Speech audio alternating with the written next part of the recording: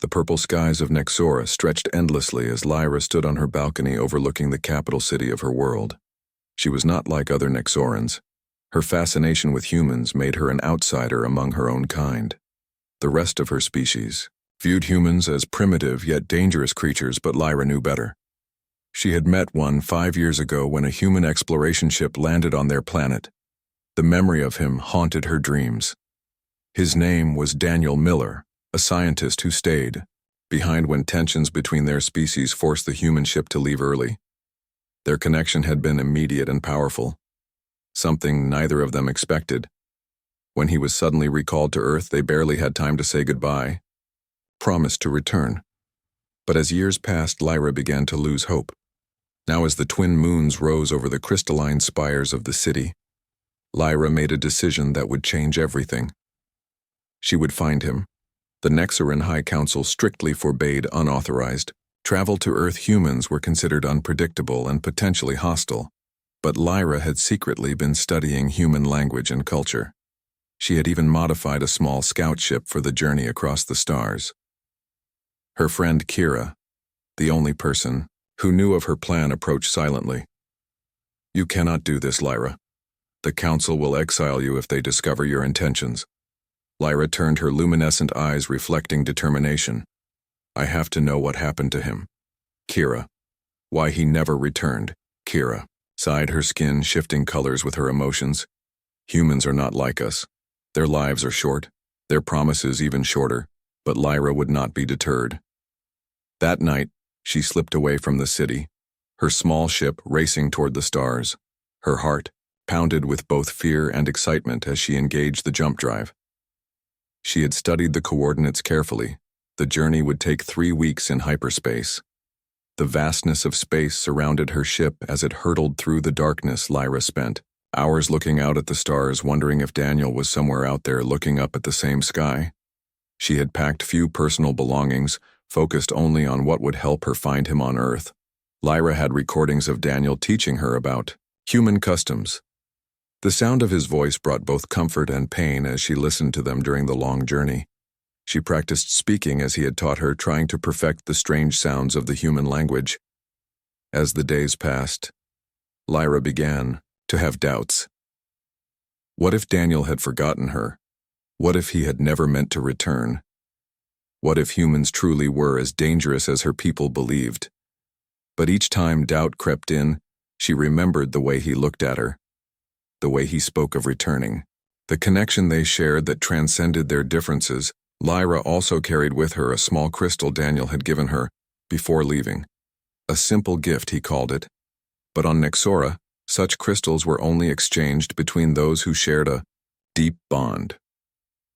Whether he knew this or not, the crystal represented a promise to Lyra. The scout ship was designed for single occupancy, with minimal comforts. The narrow sleeping chamber and simple food synthesizer provided only basic needs. Lyra spent her time studying the information she had gathered about Earth, its geography, its people, its customs, all to prepare herself for the search ahead. On the 10th day of her journey, the ship experienced trouble. A power fluctuation caused the life support systems to falter. Lyra worked frantically to repair the damage using her knowledge of Nexoran technology.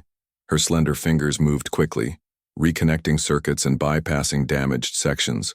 For several tense hours, Lyra feared she might die alone, in the emptiness of space, never reaching Earth, never finding Daniel. But her determination pushed her to find solutions. The ship gradually stabilized, though it would now take longer to reach her destination as she drifted through hyperspace. Lyra thought about her home, the beautiful crystal cities, the floating gardens, the harmonious society she was leaving behind. Her parents would be devastated by her disappearance. Her position in the Science Academy would be given to another, her entire life erased because of her choice. But the thought of never knowing what happened to Daniel was more painful than any consequence Kira would cover for her absence as long as possible. Claiming Lyra had gone to the remote research station in the polar region. It would buy her time, perhaps a month, before anyone realized she had left the planet. By then she would either have found Daniel or discovered why he never returned. Lyra practiced changing her appearance using the camouflage technology, common among her people. Nexorans could subtly alter their physical features, not enough to look like another species, but enough to blend in among humans if she was careful. She practiced dampening the natural luminescence of her skin and changing the color of her eyes from their natural silver to a more human blue. The ship computer contained all available information about Earth gathered during the brief official contact between their worlds. Lyra studied human social structures, their primitive technology, their unpredictable emotions. She learned about their music, their art, their conflicts. She tried to understand how a species capable of such beauty could also be capable of such violence. As the journey continued, Lyra recorded messages in case she never returned. Speaking into the ship's log, she explained her reasons, her hopes, her fears. She wanted her people to understand that her actions were not a betrayal, but a search for truth. By the third week, Lyra could see Earth on her long-range scanners, a blue and green planet swirling with white clouds. It looked peaceful from a distance, though she knew its history was anything but.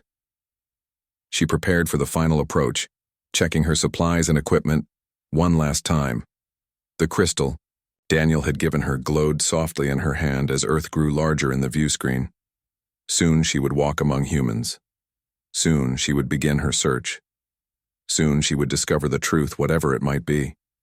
Lyra took a deep breath as the ship began its descent toward the planet that held the answers she sought. The trip was lonely but gave Lyra time to prepare. She practiced human mannerisms, studied their social customs, and modified her appearance using the advanced camouflage technology of her people. She could never fully pass as human. Her silver hair and slightly iridescent skin would raise questions, but she could blend in enough to search for Daniel. When Earth finally appeared in her view screen, Lyra gasped at its beauty. The blue planet with swirling white clouds was more stunning than any image she had seen. She landed her ship in a remote forest area outside a city humans called Portland. According to her research, this was where Daniel had planned to return. The gravity was stronger than she was used to, making her movements awkward. At first, the air was thicker, too filled with unfamiliar scents. Her skin tingled as she breathed in the oxygen-rich atmosphere. She activated her camouflage, dimming the natural glow of her skin and adjusting her eyes to appear more human. Lyra had brought items to trade, small crystals from her world that would provide her with the currency she needed. She found lodging in a small motel on the outskirts of the city. Her room was primitive by Nexoran standards, but she found it strangely charming. The first morning on Earth, Lyra woke to sunlight streaming through thin curtains. The single sun of this world cast different shadows than the twin suns of her home. She dressed carefully in clothes she had made based on images from human broadcasts. She had chosen simple items that would help her blend in: a pair of jeans, a sweater, and boots. Items that would not draw attention. She ventured into the city using public transportation as she had studied in her preparations. The bus was crowded. With humans of all shapes and sizes, Lyra kept her head down, avoiding eye contact, afraid that someone might notice the slight shimmer to her skin or the unusual color of her eyes. Portland was overwhelming to her senses. Loud, noisy, filled with strange smells and constant movement. She had never seen so many people in one place, moving with such apparent chaos. Yet somehow it all seemed to work. There was a rhythm to the madness, a pattern she could not yet discern. Finding Daniel proved more difficult than she anticipated. Humans had complex systems of records and privacy. She spent days in places called libraries and internet cafes, searching databases and social networks. Her limited understanding of human technology made progress slow, but she was nothing if not persistent. Lyra learned to navigate the city using maps on public computers. She discovered coffee, a bitter but strangely satisfying drink that humans seemed to consume in large quantities. She observed humans interacting, noting their customs and adapting her behavior to match. She was a scientist after all, and this was field research of the most important kind. At night she returned to her motel room exhausted and often discouraged. The city was vast, the number of humans overwhelming. How would she ever find one man among so many? She would hold the crystal he had given her, seeking comfort in its familiar glow. 1 week turned into 2. Lyra began to worry about her resources. The crystals she had brought were valuable, but finite. She needed to be more efficient in her search. She compiled everything she knew about Daniel, his work as a xenobiologist, his connection to the Portland University, his interest in comparative biology. A breakthrough came when she found mention of a research facility outside the city where scientists who had been part of the Nexora expedition now worked. It was called the Advanced Biological Research Center, or ABRC. According to public records, she found its location and planned her approach. The facility was surrounded by high fences with security checkpoints Lyra observed from a distance for 2 days, noting the patterns of guards and employees. She could not simply walk in and ask for Daniel. The security measures suggested this was more than a simple research facility. She noticed that some employees wore identification badges with special markings. She would need one of those to gain entry. She considered her options. Deception was not in her nature, but she was desperate to find Daniel. After everything she had risked, she could not turn back. Now, Lyra began following different employees, noting their routines. One woman caught her attention. She left the facility alone each evening, walking to a nearby bus stop. She appeared to be approximately Lyra's size and had a similar build. Lyra followed her for 3 evenings, learning her route. On the 4th evening, Lyra decided to make contact. She waited at the bus stop, pretending to read a newspaper. Another human, custom she had observed. The woman arrived as expected, checking her phone as she waited. "Excuse me," Lyra said carefully, pronouncing each word as she had practiced. "I believe you work at the Advanced Biological Research Center." The woman looked up, suspicion, immediate in her expression. "Who wants to know?" "My name is Lyra," said, choosing to use her real name. "I am looking for information about someone who worked there." "Daniel Miller." The woman named Olivia, according to her identification badge, studied Lyra with unusual intensity. "Why are you looking for him?" Lyra hesitated. "I am an old friend." Something about Lyra's appearance or manner must have betrayed her because Olivia's eyes widened. "You're not from around here, are you?" she whispered. Lyra felt fear rush through her had her camouflage failed. She stood her ground but prepared to flee if necessary. "Please, I mean no harm. I only wish to find him." After a tense moment, Olivia made a decision that would change both their lives. "Come with me, but not here. It's not safe." The bus arrived, but Olivia gestured for Lyra to follow her in the opposite direction. They walked several blocks in silence before entering a small coffee shop. Olivia chose a table in the corner, away from other customers. "What are you?" Olivia asked, her voice low but intense. Her eyes never left Lyra's face. Lyra considered lying, but something told her the truth might be her only chance. "I am Nexoran," she admitted. "I came here looking for Daniel Miller." Olivia sat back, her expression a mixture of shock and something else, something Lyra could not identify. "How did you get here?" "The treaty forbids unauthorized travel. I came alone," Lyra explained.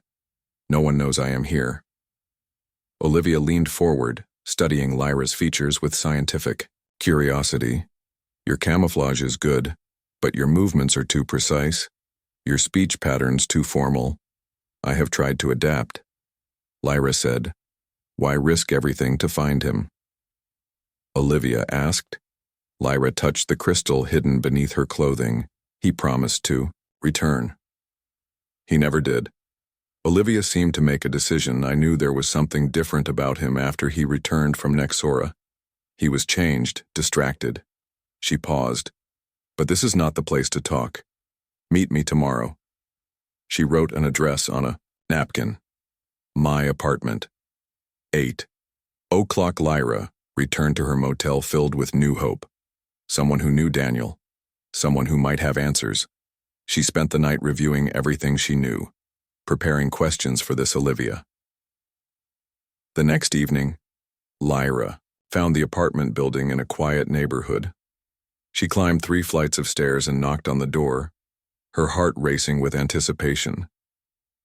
Olivia opened it quickly, ushering her inside. The apartment was small, but neat, with books and papers. Stacked on every surface, pictures of distant galaxies and star formations decorated the walls. It reminded Lyra of her own quarters on Nexera. We all suspected someone would come eventually. She said, Daniel never stopped talking about you. Lyra's heart raced. Where is he? Olivia's expression turned sad. He was part of another mission. They lost contact with his ship 2 years ago near the Centauri system. The news hit Lyra like a physical blow. He had been trying to return to her. The human government had classified the mission after its failure, but Daniel had left something behind just in case. Olivia handed Lyra a small data device. He said, if anyone ever came looking, this was for them. The device was unlike anything Lyra had seen before, a blend of human and Nexeran technology. She recognized elements of both worlds in its construction. He adapted it to work with either technology. Olivia explained he believed you might come someday. Lyra held the device carefully as if it might break. Can I? Olivia nodded. There are no surveillance devices here. I made sure of it. Later that night, alone in her motel room, Lyra activated the device. A holographic image of Daniel appeared. His face older than she remembered, but his eyes still kind. Lyra, if you're watching this, it means you came looking for me, he said. I promised I'd return, and I meant it. The ship they gave us wasn't just for exploration. We discovered something in the data we brought back from Nexera, something that frightened our leaders. They think your people are planning something, but I know that's not true. I'm going back to prove it. If I don't make it, please take this information to someone who can prevent a conflict between our worlds. The message contained coordinates and data about a misunderstanding that could lead to war between humans and Nexorans. The human government had misinterpreted Nexoran defense protocols as preparation for invasion. Lyra watched the message 3 times, her heart breaking anew with each viewing. He had tried to return to her. He had believed in her people, even when his own did not. And now, he might be lost forever. The next morning she returned to Olivia's apartment with new purpose. I need to find him, she said. The moment Olivia opened the door, I need to know what happened to his ship. Olivia invited her inside. I knew you'd say that. Come in. We have much to discuss. Inside, Lyra was surprised to find another human, a woman with dark hair and intense eyes. This is Grace, Olivia said. She worked with Daniel on the Nexora project. Grace studied Lyra with scientific curiosity. So you're the reason he was so determined to go back? Lyra felt suddenly self-conscious under the woman's gaze. Daniel and I. We shared a connection. Grace nodded. He spoke of you often, though never by name. Always the scientist with silver eyes. The 3 women sat at Olivia's small table, discussing what they knew. Daniel had been part of a mission to the Centauri system, ostensibly for exploration but with classified secondary objectives. The ship had disappeared 2 years ago. All attempts to locate it had failed. The human government declared all crew members lost. Olivia explained. But they were suspiciously quick to abandon the search. There were rumors, Grace added, that the mission was compromised, that someone didn't want them to succeed. Lyra shared the data from Daniel's device. The coordinates, the message, the warning about misunderstandings and potential conflict. This changes everything, Grace whispered. These defense protocols, they're standard protection against cosmic radiation, not weapons systems. Olivia looked grim. If Daniel was trying to bring this proof back, someone might have stopped him. Lyra finished the thought. The realization hung heavy in the air. The implications were enormous. If humans believed Nexerans were preparing for war, they might strike first. A preemptive attack, based on a misunderstanding, could lead to interstellar conflict. We need to find that ship, Olivia said. Or at least confirm what happened to it. Lyra nodded, her determination renewed. But how? My scout ship is small, barely enough for one person. Grace smiled slightly. Actually, it might be perfect. The military isn't looking for a Nexeran vessel. They would never expect it. Over the next few days, the 3 women developed a plan. Lyra would take her ship to the Centauri system following the coordinates from Daniel's message. Olivia, with her knowledge of human technology, would accompany her. Grace would remain on Earth providing cover and communication. "I'm coming with you," Olivia announced one evening as they finalized their preparations. Lyra shook her head. "It's too dangerous. Your government would consider it treason," but Olivia was as stubborn as Lyra. "We need someone who understands human technology. And besides," she added with a smile, "I always wanted to see the stars." Up close, Grace agreed to cover for Olivia, creating a story about a research sabbatical to a remote location. She provided them with supplies and equipment that would help in their search. The night before their departure, the three women shared a meal in Olivia's apartment. The simple act of breaking bread together a human custom that Lyra found unexpectedly meaningful. They spoke of their worlds, of their hopes, of their fears. "If we find the ship, what then?" Grace asked the question they had all been avoiding. Lyra touched the crystal at her throat. "If Daniel is alive, we bring him home. If not, we bring back the truth, whatever it is." They left Earth under the cover of darkness. Lyra's small ship barely accommodating the two of them. Olivia marveled at the Nexaran technology, so different from human, designs more organic somehow, as if grown rather than built. The ship responded to Lyra's touch, rising silently into the night sky. They watched as Earth grew smaller behind them, a blue jewel in the vastness of space. Lyra had expected to feel relief at leaving Earth, returning to the familiar environment of space. But instead she felt a strange sadness. She had walked where Daniel had walked, breathed the air he had breathed, seen the world that had shaped him. She was leaving part of him behind. The journey to the Centauri system would take 2 weeks even with the Nexaran jump drive. The ship was not designed for 2 occupants, making conditions cramped and uncomfortable, but neither woman complained. They established a routine, taking turns at the controls, allowing each other privacy as much as possible in the confined space. During those 2 weeks they learned about each other. Olivia shared stories of her childhood, her decision to become a scientist, her work with Daniel on the Nexora. Project Lyra spoke of her world, its beauty, its customs, the ways it differed from Earth. They found common ground despite their differences. Both were scientists, both valued knowledge and truth. Both cared deeply for Daniel, though in different ways. They discovered shared interests in astronomy, biology, music. They laughed at cultural misunderstandings and marveled at unexpected similarities. As the days passed, Lyra taught Olivia the basics of Nexaran language, while Olivia helped Lyra refine her English. They shared meals using the ship's simple food synthesizer, Olivia grimacing at some of the Nexaran options while Lyra struggled with the concept of spicy food. At night when Olivia slept, Lyra would stand at the view screen watching the stars streak by, wondering if Daniel had looked out at the same view during his journey. She would hold his crystal, feeling somehow closer to him, among the stars, as they approached the Centauri system. Both women grew quieter, more focused. The reality of their mission weighing on them. They might find answers. They didn't want Daniel's ship destroyed, Daniel himself lost forever.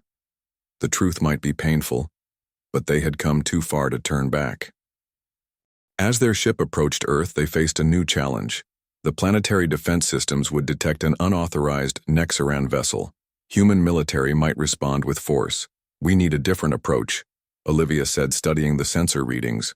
"We can't just fly in." Daniel nodded thoughtfully.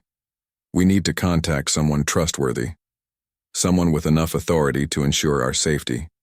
Grace Lyra suggested, remembering the woman who had helped them. "She has connections within the research division." Olivia established a secure communication channel using a combination of Nexaran technology and human encryption methods. It took hours to make contact, but finally Grace's face appeared on the small view screen. "You found him," she gasped, seeing Daniel behind. "Olivia, you actually found him." Her eyes widened further, seeing Vela. "And you brought company." "We have proof, Grace," Daniel said quickly. "Proof of third-party interference. Both governments are being manipulated into conflict. We need safe passage." Grace listened as they explained the situation, her expression growing more serious with each detail. When they finished, she was silent for a long moment. "This goes higher than my clearance," she finally said. but I know someone who can help. Give me 12 hours. The wait was tense. Lyra's ship hiding in the shadow of Earth's moon, minimizing energy output to avoid detection. They took turns watching the sensors alert for any sign of approaching vessels. Daniel sat beside Lyra during her watch shift, both of them staring at the blue planet below. I never thought I'd see it again, he admitted. From this perspective. Lyra followed his gaze. Earth was beautiful from space. Though not as beautiful as Nexora, she added with a small smile. He laughed softly. Some things never change. Still proud of your world, as I should be, she replied. But I understand now why you love yours. They fell into comfortable silence, the familiar connection between them stronger than ever. Despite the years apart, despite everything that had happened, they had found each other again across the stars. The communication system activated precisely 12 hours later. Grace's face appeared, looking tired but triumphant. I've arranged clearance, she said. Sending coordinates now. Land exactly where indicated, no deviations. You'll be met by a small team. My contact has arranged everything. The coordinates led to a remote facility in a desert region. Lyra guided the ship down, following the exact path they had been given. Sensors showed minimal human presence, just as promised. As they landed, they could see a small group waiting. 3 vehicles, a handful of people. No military presence visible, though. Lyra suspected they were nearby, monitoring everything. Vela prepared to disembark, straightening, her council robes adjusting her appearance to full Nexaran formal protocol. I will speak first, she said, as the ranking official. Daniel nodded, but his hand found Lyra's. Stay close, he whispered. They exited the ship together, Vela in front, followed by Daniel, then Lyra and Olivia. The desert heat hit them immediately, a stark contrast to the regulated temperature of the ship. Lyra blinked in the bright sunlight, her eyes adjusting slowly. Grace stood among the waiting humans alongside an older woman, with short gray hair and an air of authority. The woman stepped forward as they approached Director Catherine Ward. She said, her voice calm, despite the extraordinary circumstances before her. I understand you have information of critical importance. Vela inclined her head slightly, a formal Nexaran greeting. I am Council Member Vela of Nexora. We bring evidence of deliberate interference in relations between our worlds. They were escorted into the facility, a plain building that revealed a sophisticated, underground complex once they passed through security. The next hours were a blur of explanations, evidence presentation, and intense questioning. Vela transferred the data from her neural implants, while Daniel presented his research. They explained the Dravek, their history, their motivations, their methods. The room grew silent as the implications became clear if we had continued on our current path. Director Ward said slowly, war would have been inevitable. Vela finished. Both our species manipulated into destruction while the Dravek watched from safety. It was Olivia who asked the question on everyone's mind. What happens now? Director Ward looked at each of them in turn. We verify this information independently. Then we establish contact with your council, assuming they are willing. Vela straightened her posture, radiating authority. They will speak with me. And when they do, I will recommend immediate diplomatic relations. The process would take time. Verification would require careful analysis. Communications between worlds would need new protocols. A foundation of trust would have to be built. But the first step had been taken. The truth was known. War could be averted. In the days that followed, Lyra, Daniel, Olivia, and Vela remained at the Yo facility, their presence classified at the highest levels. Only a small team worked with them, analyzing the evidence, preparing recommendations. Lyra and Daniel found moments alone, walking the perimeter of the facility under guard. But together, the Yo desert landscape reminded Lyra of the southern regions of Nexora, harsh yet beautiful in its own way. I never stopped trying to get back to you, Daniel said as they watched the sunset one evening. The red sky making him think of Nexora's purple one. I never stopped believing I would see you again. Lyra touched the crystal at her throat. Nor I you. Our worlds are very different, but perhaps that is their strength, not their weakness. Different perspectives, different approaches, different solutions to the same problems. He took her hand, his fingers intertwining with hers. What happens when this is over? When diplomatic relations are established? When the crisis is past? Lyra had asked herself the same question. Would she return to Nexora, Resume? Her life there, would Daniel come with her? Could he? Would they find a way to bridge their two worlds? I don't know, she admitted. But I know that finding you was only the beginning. Our journey is far from over. 1 week after their arrival, Director Ward called them to a secure conference room. A communication link had been established with the Nexaran High Council. Vela would speak first, presenting the evidence and her recommendations. Then, Daniel would present the human perspective. Lyra and Olivia watched from the side of the room as the large screen activated, revealing the 7 members of the High Council. Their luminescent skin glowing faintly, their formal robes marking their status and position. Vela stood tall as she addressed her peers, speaking in formal Nexaran before switching to English for the benefit of the humans present.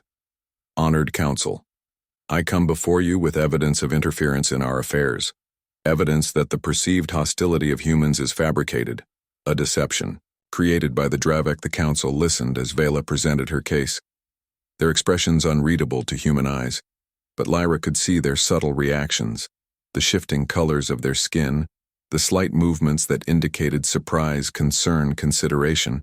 When Daniel spoke, he was eloquent, passionate in his belief that their two species could find common ground. Our worlds have much to offer each other, he said. Knowledge, understanding, perspective. We have survived manipulation and deception. Together, we discovered the truth. Together, we can build something greater than either of us could alone. The council conferred privately before the chief counselor spoke. This evidence is compelling, she said. We will review it fully. We propose a joint commission to investigate further and to establish protocols for ongoing communication. Director Ward agreed immediately, suggesting a neutral location for the commission to meet. Perhaps the Centauri outpost recently established by Earth. The conversation continued. Details discussed, logistics arranged.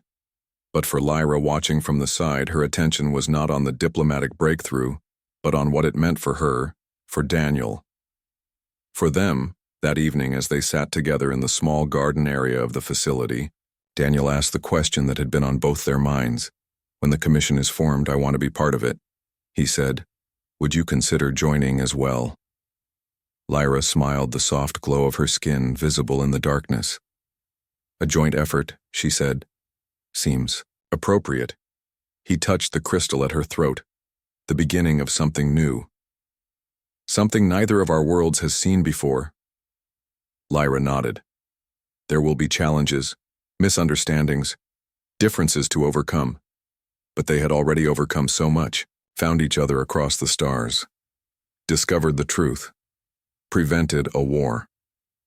The path ahead would not be easy, but they would walk it together. 2 worlds, 2 perspectives, 1 future. As the stars appeared above them, Lyra recognized the constellation that contained Nexora. Her home was out there waiting, but perhaps home was no longer a place. Perhaps it was a connection, a shared understanding, a bridge between worlds. Daniel followed her gaze. You miss it, sometimes, she admitted. But I found what I came for. She turned to him with a smile and discovered so much more. The journey ahead would be long, the diplomatic process complicated, the building of trust between worlds slow, but Lyra and Daniel had time now. Time to explore what they had begun. 5 years ago, when a human expedition first landed on Nexora, time to discover what they could become together. Their story was just beginning. A human and a Nexaran who had defied the odds to find each other, who had uncovered a deception that might have destroyed both their worlds, who now stood at the beginning of a new chapter, not just for themselves but for all their people. As the night deepened around them, Lyra looked up at the stars that had once separated them, but had now brought them together. The vastness of space no longer seemed so vast. The differences between their worlds no longer so different. When they reached the coordinates from Daniel's message, the ship sensors detected debris scattered across a wide area.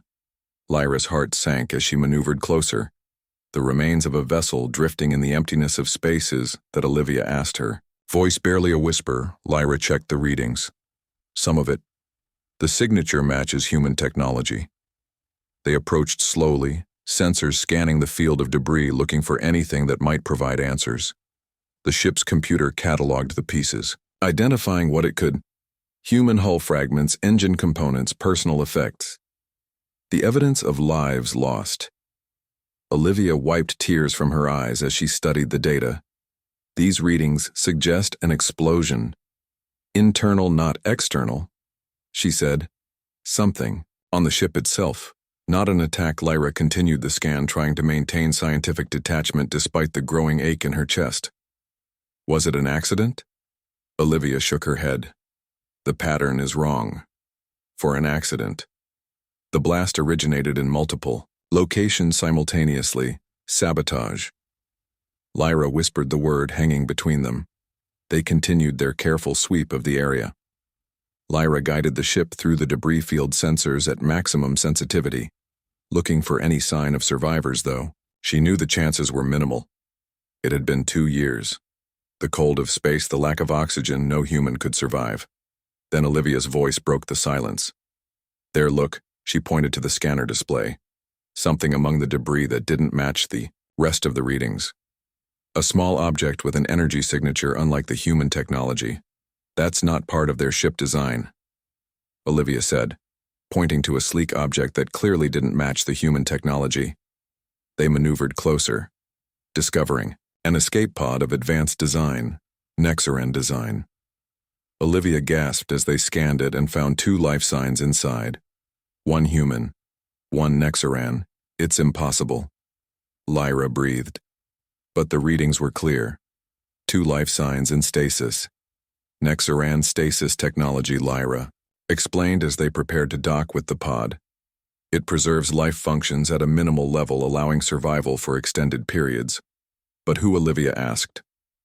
The only Nexoran on the mission should have been. The answer came as they successfully docked and opened the pod. To Lyra's shock, inside lay 2 figures. One unmistakably human, the other unmistakably Nexaran Daniel. And beside him, a woman. Lyra recognized immediately. Vela, a member of the High Council. Both were in stasis, preserved but unconscious, their life signs stable but minimal.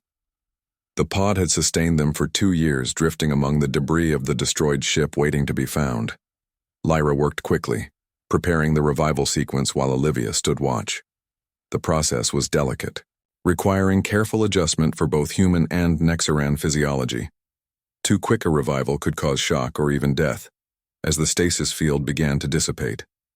Daniel stirred first, his eyes opening slowly. Confusion, giving way to recognition when he saw Lyra. His expression shifted from confusion to wonder. You came, he whispered, his voice rough from disuse. Vela awoke moments later, her recovery quicker due to her Nexaran physiology. She sat up immediately, alert, eyes darting from Lyra to Olivia, assessing the situation with the trained precision of a council member. What happened? Lyra asked after both were stable enough to speak. The ship. The story came out in pieces. The human mission had indeed been reconnaissance to assess the Nexaran threat. But Daniel had discovered the truth. The Nexaran High Council was not planning war. They were preparing to propose an alliance. I was sent to meet the human ship, Vela explained, her voice carrying the formal tones of the council diplomatic corps, to begin discussions about formal relations, but we were attacked. Daniel added, his strength returning slowly. Someone knew we were meeting. Someone who didn't want an alliance. Vela nodded, her skin shifting slightly with emotion. A third species, the Drevek. They have been monitoring both our worlds, They fear what an alliance might mean for their dominance in this sector. The Dravek were known to Lyra only through historical records, an ancient species technologically advanced but isolationist and paranoid. They had retreated from galactic affairs centuries ago or so everyone believed. They planted evidence. Vela continued making each side suspicious of the other. They altered our defense data to make it appear aggressive. They wanted humans to strike first. And when you discovered this, Lyra asked. They tried to silence us. Daniel said the ship was sabotaged. We barely escaped in Vela's personal pod. Its stealth capabilities kept us hidden, but the communications were damaged. We couldn't call for help. Vela looked at Lyra with new respect. You found us against all odds. A scientist, not a diplomat or warrior. How Lyra touched the crystal at her throat. I had to know what happened. I had to find him. Daniel reached for her hand, his touch sending warmth through her. Despite the years apart, despite everything that had happened, the connection remained. Olivia cleared her throat, bringing their attention back to the present situation. We have proof, then, of this third species interference. Vela nodded solemnly. The evidence is stored in my neural implants, standard procedure for diplomatic missions. All my observations, all communication records preserved, and my research. Daniel added, I documented everything, including the alterations to the Nexaran data, but the human government already believes Nexarans are hostile, Olivia pointed out. And from what you've said, the Nexaran Council thinks the same about humans. We have to reach both governments. Vela said before this escalation goes too far, the Dravek will continue their manipulation, pushing both sides toward conflict. Can your ship get us to Earth? Daniel's eyes found Lyra's. She nodded, though she knew the small scout ship would be dangerously overcrowded with 4 passengers. It will be difficult but possible. And then Olivia asked, what happens when we arrive? How do we reach those in power with this information? Daniel managed a weak smile. I still have contacts in the research division. People who will listen, as do. Vela added. The council will hear me, they must. They transferred Daniel and Vela to Lyra's ship, bringing the essential supplies from the escape pod. Vela insisted on destroying the pod once they had what they needed. No evidence. Lyra asked. Vela shook her head. The Dravek must not know we survived. They have agents everywhere. The small ship felt even smaller with 4 occupants. Space that had been merely cramped with 2 became almost unbearable with 4. They established shifts, allowing 2 to rest while 2 remained active at any time. Lyra and Daniel finally had a moment alone when Olivia and Vela were reviewing the neural implant data. Lyra had so many questions, so many things she wanted to say, but found herself speechless now that he was really here. You risked everything to find me, Daniel said softly. Why? Lyra met his eyes. You promised to return. When you didn't, I had to know why. He touched the crystal she wore around her neck. You kept it. Always, she whispered. It reminded me of you. Of us. The journey back to Earth would take longer with the additional weight straining the ship systems. They would need to make frequent stops to allow the drive to cool. These pauses would be dangerous, making them potentially detectable to Dravek sensors, but they had no choice. As they navigated the slow journey home, the 4 unlikely allies began to form a plan. Daniel and Olivia would contact trusted colleagues in the human scientific community, creating a secure channel to present their evidence. Vela would use diplomatic protocols to reach the Nexaran Council. Lyra would serve as their guide on Earth, her knowledge of both worlds proving invaluable.